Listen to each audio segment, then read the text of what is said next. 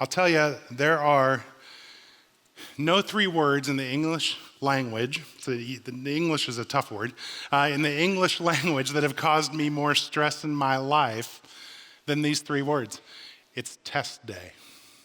You know, just saying it, my palms start to get a little bit sweaty and my pulse starts to quicken a little bit. Fears of failure start to race through my mind.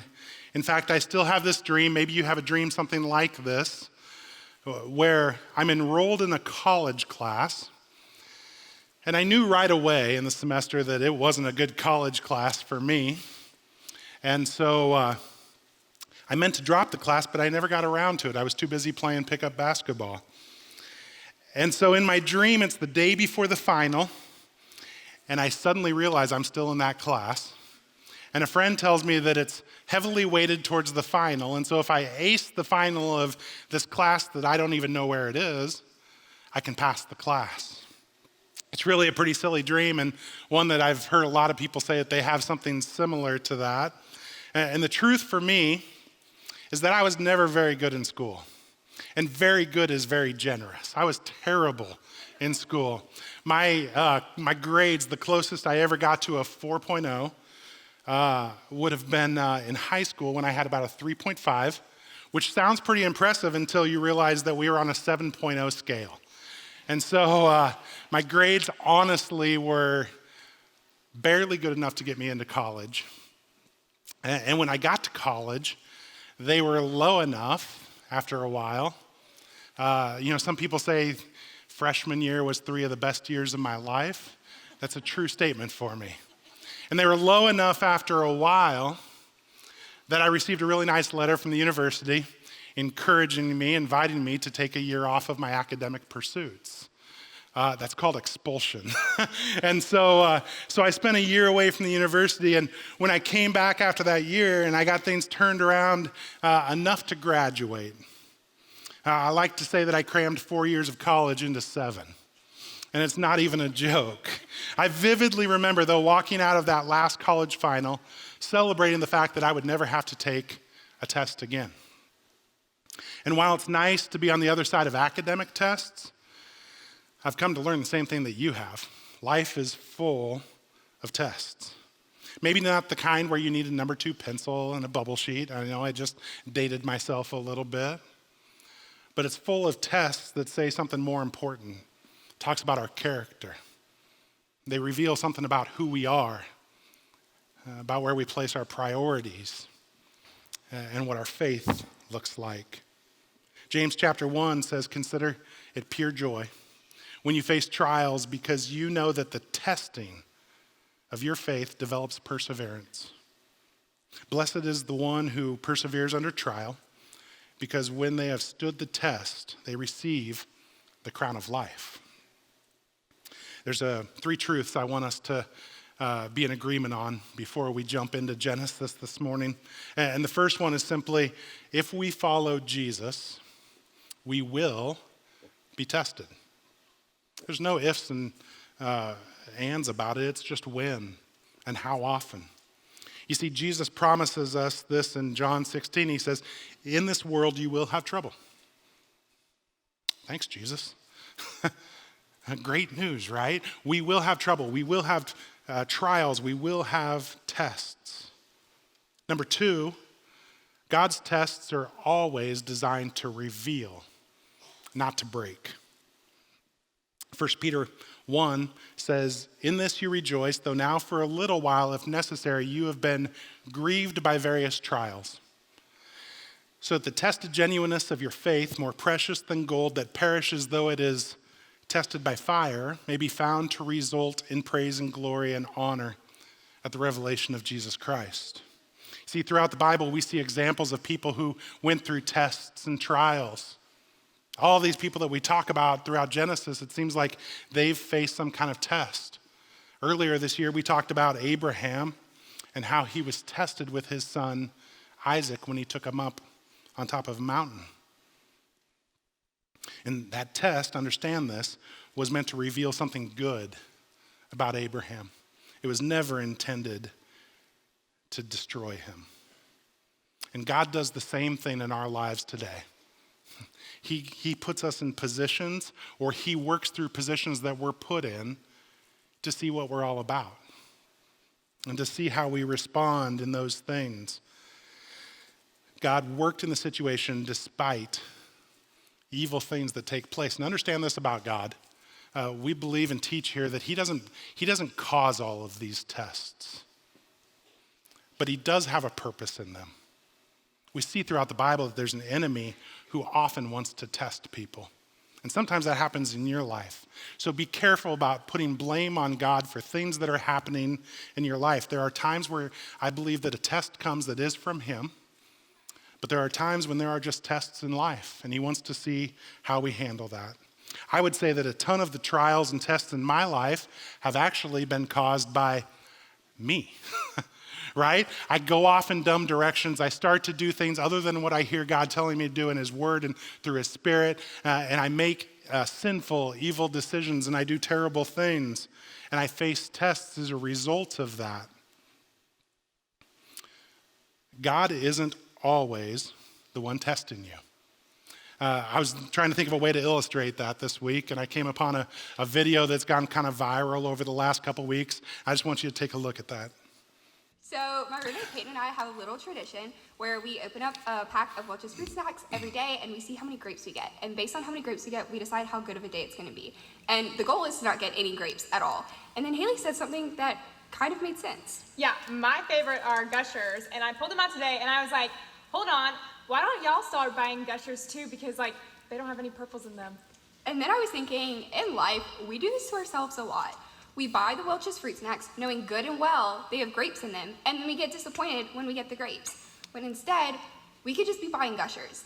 And I feel like sometimes we blame God for getting the purple fruit snacks when we're literally choosing to open ourselves up to getting purple fruit snacks. And God's like, yo, there are these Gushers over here. They're way better. They're way better. They're not gonna hurt you. They're good. There's nothing in there that can harm you. And we're like, but we want the Welch's fruit snacks, and then we're gonna get mad when we get the purple grapes.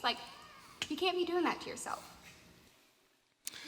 I don't know if you've seen that, and I also didn't know if you knew that Gushers had so much caffeine in them, but evidently they do, and I worked with college students for 20 years, and that's pretty consistent. It works out really well. See, God isn't always the one testing us, but he always has a purpose in the midst of the test. And maybe you're thinking, well, even if God doesn't cause the test, we believe that he's really powerful. He could stop the evil from happening that takes place in our lives. Well, why doesn't he step in and stop these terrible, terrible things? And for starters, I would say, God is a God who gives us freedom. You see, if he forced us to only do good, it wouldn't be good at all because there's no choice involved in it. And so he allows us to cause trials in our own lives or sometimes to cause trials in other people's lives, but he's still in that moment, and he still wants to see how we're going to handle that. I love reading stuff by an author named J. Warner Wallace. He's a cold case detective, but he's also an author that writes a lot about faith issues. And he said the most challenging things in life are often the things that open the door to the most godly of things. He says, without danger, there's no need for courage. Without suffering, there's no opportunity for compassion. And without evil, we would never get to practice forgiveness. Without hardship, there's no opportunity for self-sacrifice. And without poverty, we wouldn't have the chance to practice charity. See, the tests that take place around us give us the opportunity,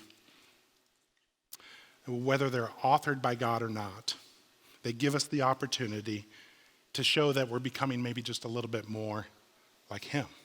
That's a good thing. The third thing is, and this one's really simple, it's the right answer is always the same. Do the right thing.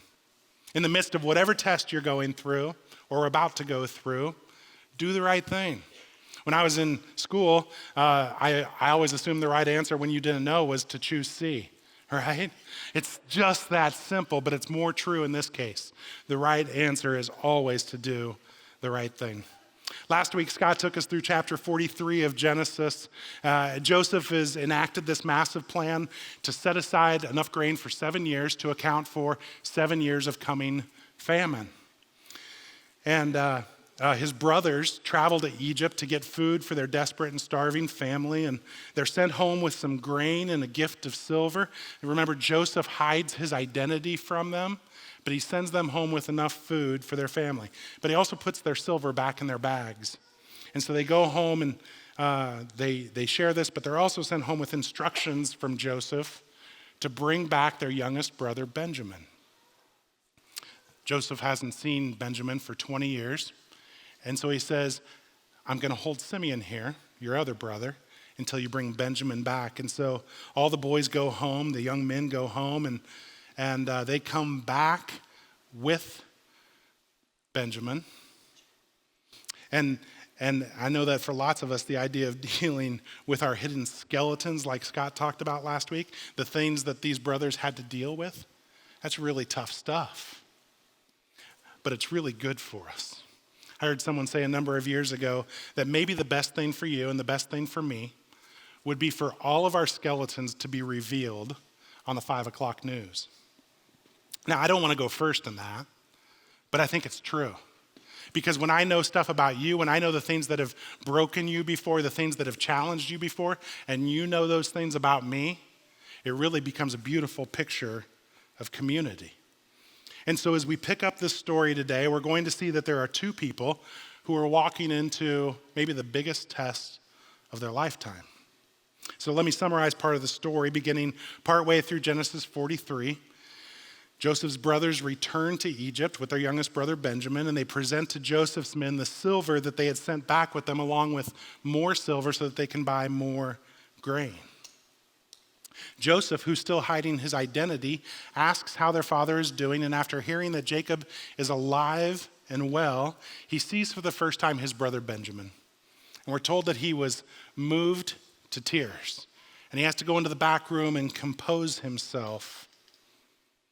And then he throws a feast for the men. Of course, he gives the biggest portion to Benjamin by 5 times. He's his favorite brother. And he's just so happy to see him back. But he feeds all his brothers. The brothers all begin their journey back.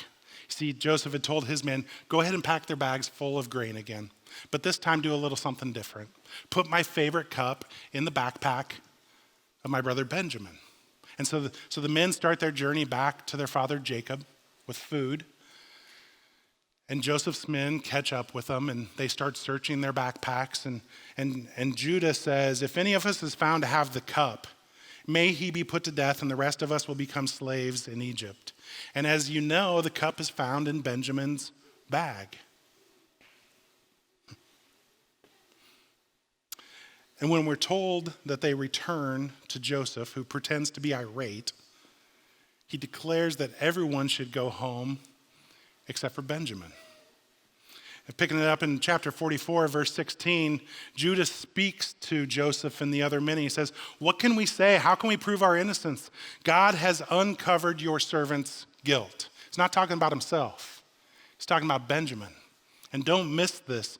Judah is most likely boiling over with anger and maybe even hate towards Benjamin. See, for years he's dealt with Benjamin, and before him Joseph being the favorite child of their father. And now the little brat has them all in a world of trouble. But he continues, we are now my Lord's slaves, we ourselves and the one who stole the cup. And Joseph replied, he says, far be it from me to do such a thing. Only the man who is found to have the cup will become my slave. The rest of you go back to your father in peace. And then Judah speaks to Joseph in desperation and reminds him of the whole story that Scott talked about last week, about how he had to go back and he had to beg their father to let him take Benjamin. And Jacob says, listen, if he doesn't come back to me, my head will hit the pillow. I'll die. I can't stand the idea of him not being here. And so Judah says, please let me remain here as your slave and let the boy go back with his brothers. He says, I can't possibly go home without Benjamin. I can't do that to my dad. And in chapter 45, starting in verse 1, it says, "Then Joseph could no longer control himself before all his attendants, and he cried out, 'Have everyone leave my presence.' And so there was no one with Joseph when he made himself known to his brothers. And he wept so loudly that the Egyptians heard him, and Pharaoh's household heard about it. Joseph said to his brothers, 'I am Joseph. Is my father still living?' But his brothers were not able to answer him because they were just a little bit terrified at his presence. Then Joseph said to his brothers, 'Come close to me.' And when they had done so, expecting the worst, he said, 'I'm your brother Joseph, the one you sold into Egypt. And now do not be distressed and don't be angry with yourselves for selling me here, because it was to save lives that God sent me ahead of you.'" See, in this story, we see a couple things. First, we see that Judah has to pass a test. And really, it's the test of transformation. Is he different than he used to be? Will he be the jackwagon of a person he's been in his past?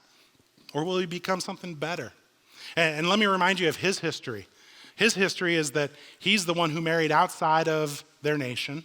He's the one who, that when his daughter-in-law's husband passed away, he had improper relationships with her. But the excuse is, it's okay because I thought that person was a prostitute. And he's the person who spearheaded the whole idea of selling Joseph into slavery. See, it would have been easy for Judah to sulk and conclude, "I am what I am." Like, that's what I've been my whole life. Why would I change now? I'll just fail this test like I've failed tests before. And if anyone had a father wound, let's be honest, it's Judah. See, he's the middle child of a bunch of unfavored brothers. He and his other brothers had lived their whole lives knowing that the old man put up with them more than he loved them. And as you know from our study through Genesis, the example of his grandfather, his great-grandfather, and his great-great-grandfather aren't exactly exemplary. They all made tons of foolish decisions. But they also saw that God worked in the midst of it. So in the same way, the question, the test that we face is, will I live as the new creation or will I settle for old patterns? Will I settle for what I once was or will I rise up into what God is calling me to be? And the test is the same for you. Those things that used to call your voice, they'll call again. Will you pass that test of transformation? Romans 12, verses 1 and 2 says this. It says, "I urge you in view of God's mercy to offer your bodies as living sacrifices, holy and pleasing to God. This is your spiritual act of worship. Do not conform any longer to the ways of this world, but be transformed by the renewing of your mind." That word there used, transformed, it's used twice in the Bible. And it's the same word that we get our word metamorphosis from. Now, you know my school history. You know I don't understand metamorphosis from a scientific perspective. But I do see the beauty of it. I do see that somehow a caterpillar becomes a butterfly. And it's not because it tried really hard, right? It's because something was built into it. And there's a creator, there's an artist who brought something more beautiful out of something that just used to crawl along the ground. William MacDonald, an author, said, "In the physical world, broken things lose their value. They're thrown away. Glassware, dishes, furniture, flaws are seen as fatal. But in the world of Jesus, it's just the opposite. Broken things are precious, and broken people reveal the beauty and power of God. Our flaws are seen by Him as openings." In Japan, they have this art form called Kinsugi. You can see a picture of it up on the screen here this morning. Really simply, it's just the art of taking a broken piece of pottery and gluing it back together. But they don't just glue it back together. You see, before they use the glue, they put pure gold dust in the glue because they actually want to point out the flaws. It's highly precious and valuable. In fact, people fake it all the time. They'll throw a pot on the ground and then try and put it back together and not use gold. But that's not a whole lot different than the transformation process that we see with our God. And it really does turn something that's broken into something beautiful. That's transformation. That's the test that we face. What if we began to see our lives like that? Busted up clay pots that are beautifully being put back together by the divine artist. That might change everything for us. See, the skeletons of your past and my past become an amazing opportunity for God to do his thing and to rebuild in a way that was prettier than before. Like Judah, each of us stand face to face with the test of transformation. And your best chance of doing well in this test is to simply let Jesus do a new work in you. So to understand the second big test here, we have to remember what had taken place 20 years ago, back in Genesis chapter 37. Joseph runs out to his brothers in the field, and he starts bragging about the dreams that he's had. I'm guessing this has been a pattern. It's daddy's favorite. And so he starts telling them, I had this dream, and you're going to bow down to me, and it's going to be great for me and terrible for you. And they had heard enough. And so they put the clamps down, and they throw him into a pit. And they want to kill him, but they decide to be kinder to him. And so as they're eating lunch, some Egyptians come walking by, and they sell him into slavery. And for 20 years, Jacob remembered that, and he dealt with that. He's face to face with the greatest test of his life. Will he seek revenge or reconciliation? See, it would be easy to understand if Joseph chose revenge, wouldn't it? I can't imagine. I'm the youngest of 4 boys, and I'll tell you, I've faced my share of being picked on, right? If you're the youngest of boys or girls, you know what it's like. You also know what it's like when your parents don't think that you do anything wrong. That kind of comes along with being the youngest. But my brothers didn't think that way, and they would say that I deserved everything I got. And some people would look at Joseph and say, maybe he deserved some of what he got. See, but nothing that my brothers did to me even compares. It doesn't even come close to what Joseph dealt with here. And to say that he would have been wronged would rank as one of the greatest understatements of all time, wouldn't it? And so he must have understood something, just a little bit of something of what Paul wrote about a few thousand years later in Romans 12. Verses 19 through 21, he says, don't take revenge, but leave room for God. If your enemy is hungry, give them food. If he's thirsty, give him something to drink. In doing so, you'll heap burning coals upon his head. Do not overcome evil with evil, but overcome evil with good. Now, I've always struggled with that line in there that says you'll heap burning coals on his head, because what that sounds like to me a little bit is when you watch one of the great mafia movies, and someone has wronged the boss, and the boss walks up to him and he gives him a hug. And then he steps aside and lets his henchmen do the dirty work. It's a little bit of what this sounds like. Understand, though, this is what burning coals meant to people at the time. It meant that you would be able to start a fire in your home. It meant that you'd be able to keep your home warm.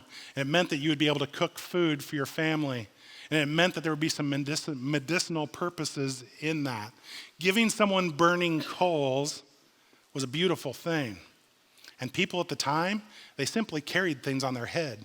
Whether it's a jar of water or a plate of food or a platter filled with burning coals, they carried it on their head.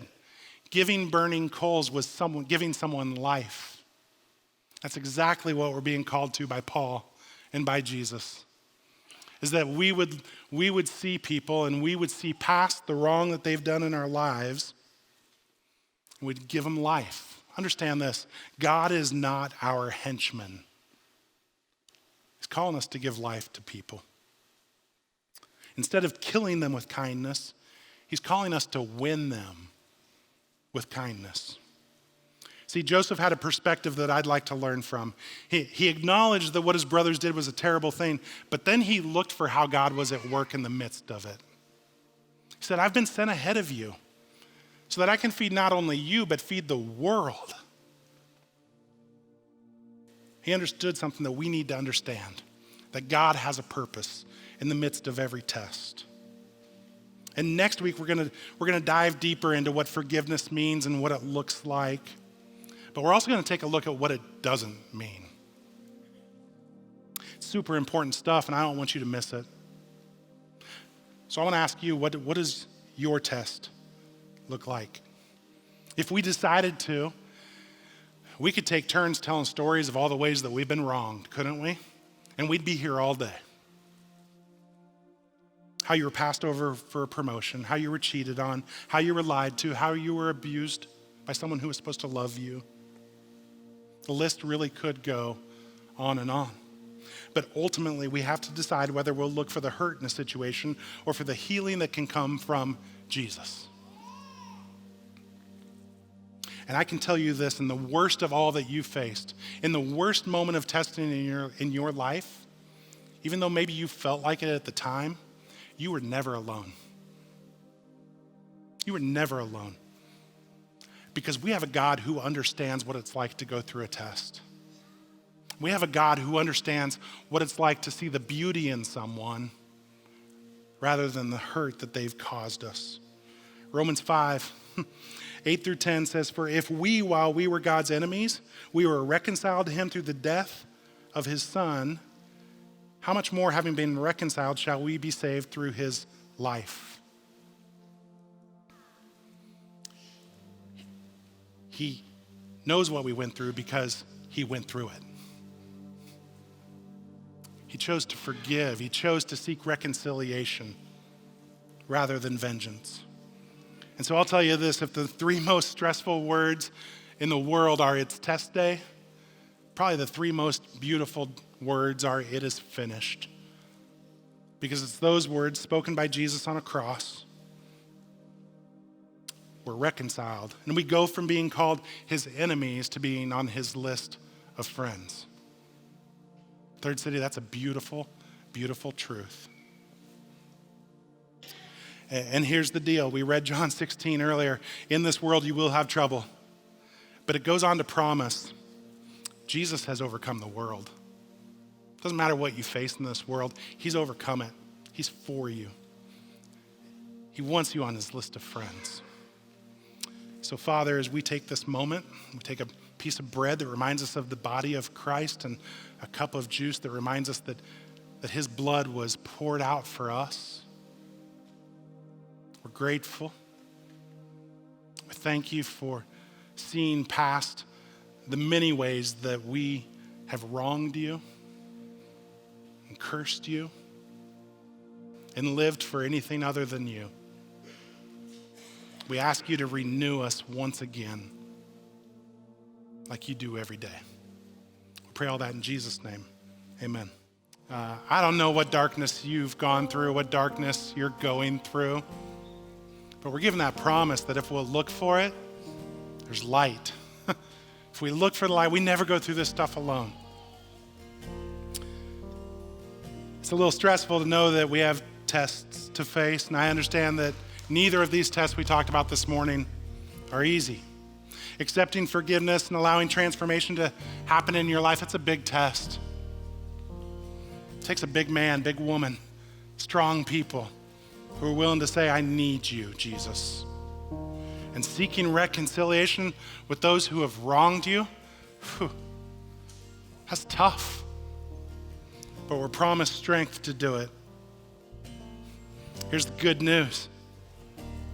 It's an open book test. And we get to peek at our neighbor's paper.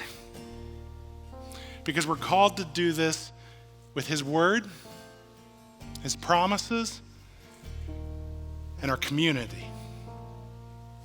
We're called to do this together. But we do have to decide to show up. So over the last few weeks, we've been asking you to maybe take one of these mirrors and to write on there something that God's challenging you towards, that he's calling you towards this year. And this morning, we just want to give you the opportunity, maybe as we continue to worship together or after this service, to come up here and take one of these words or one of these mirrors and one of these markers and just to write on there what it is that God's calling you, where the test is, and how you're claiming his promises in the midst of that. We've got plenty of mirrors. As you can see, we're hanging those both here and in Broken Bow, as a reminder that we're just a mosaic of broken up pottery pieces. God's putting us back together, and he calls us to do this together.